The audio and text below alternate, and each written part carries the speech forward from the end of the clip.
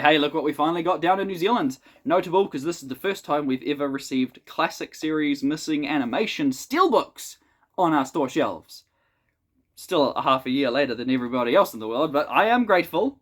Right, down to business. At the end of last week's 4 to Doomsday, Nyssa suddenly collapsed in the TARDIS console room as it cut to credits, leaving the story on a cliffhanger. I was taken aback and sat up like, oh no! It certainly was an effective cliffhanger, because I really wanted to find out what happened next. Turns out I didn't have to wait that long, because while doing some very basic research on this story, I found out that apparently Nyssa was supposed to be written out of the show until Peter Davison requested that she be kept on. As a result, Nyssa spends the entirety of this week's story sleeping off-screen. Bit of an anticlimax. Like a throwback to the 60s era, when actors would go on holiday in the middle of filming schedules, so their characters would just be written out of the show for a couple of weeks. Like, I don't know, so-and-so got knocked out. Oh no. Guess we'll see them in episode 7. At least they actually bothered to set it up in 4 to Doomsday. It didn't just make up an excuse on the fly, like, oh no, Nyssa's trapped in a cupboard, and she can't get out for 3 episodes, and then she escapes off screen, and she's just back now. I know I just made up that random scenario on the spot, but it seems familiar. Did that actually happen back in the 60s? I might have to revisit the Troughton era.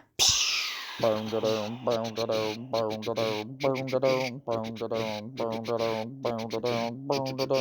in the 80s.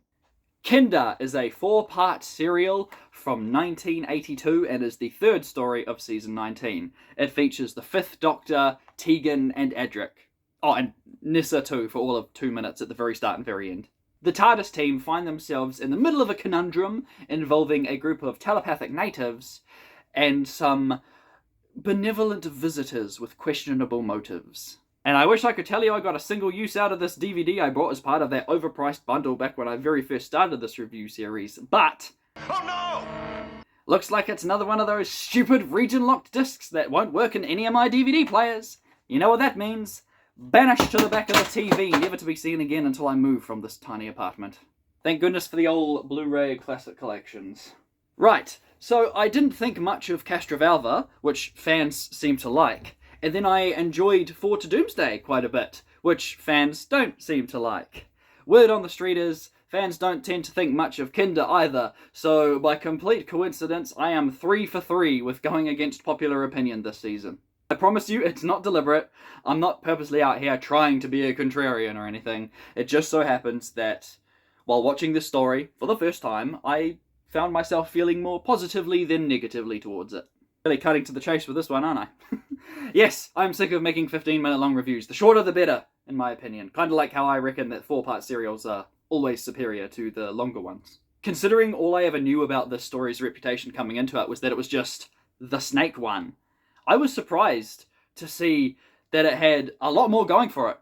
And I do mean a lot more going on. To the point where I could completely understand if it was too much for you and you just mentally checked out while watching it. I myself was teetering on the edge through much of it. Right in the middle of being captivated by the unusual setup or disengaged by the sheer randomness. Ultimately, I wound up leaning more towards the camp of, yeah, it's alright. It flirts with subtle horror vibes, which I haven't felt since The Web of Fear.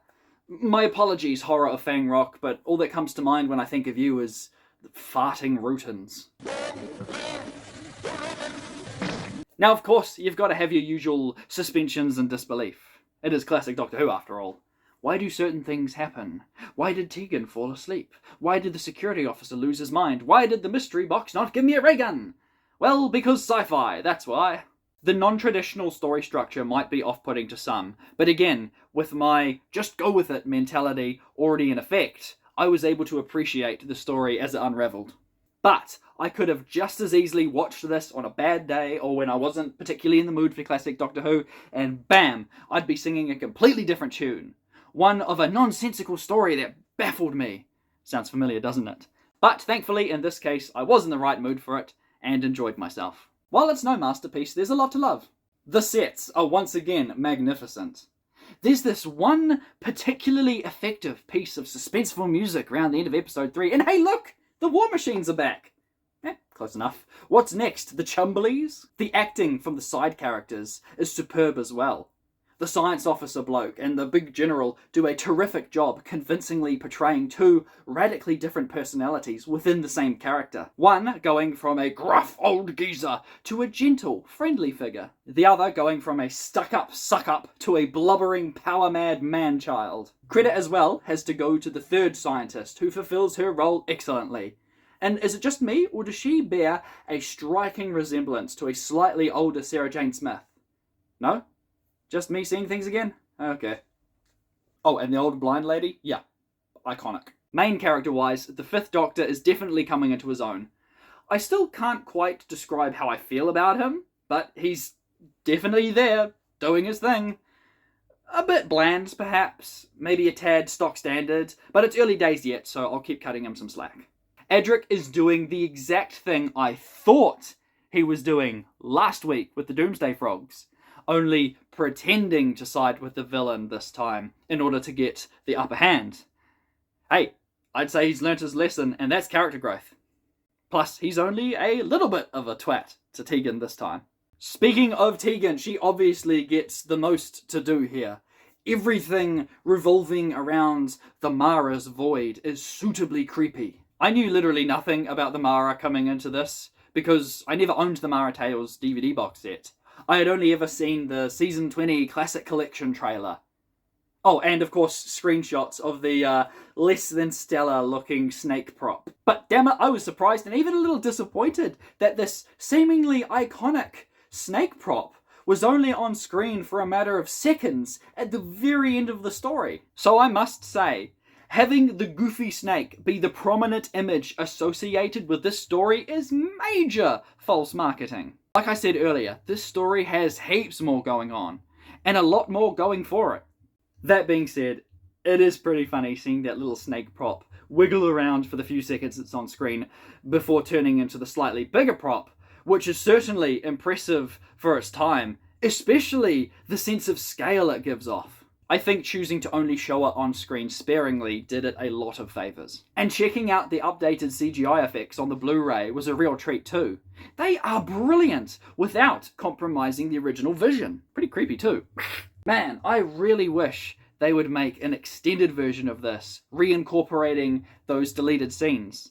I personally noticed a couple of instances through the first few episodes where it looked like a scene would cut right as the character was about to say something.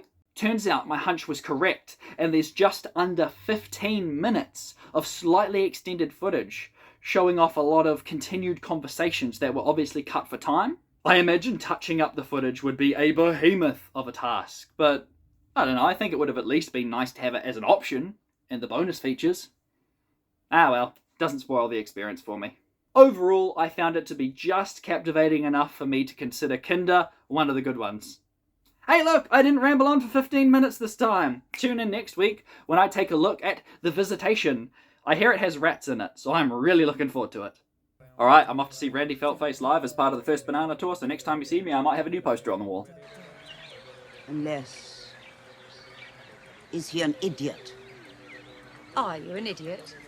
Well, I suppose I must be. I have been called one. Keep silent, idiot. Yes.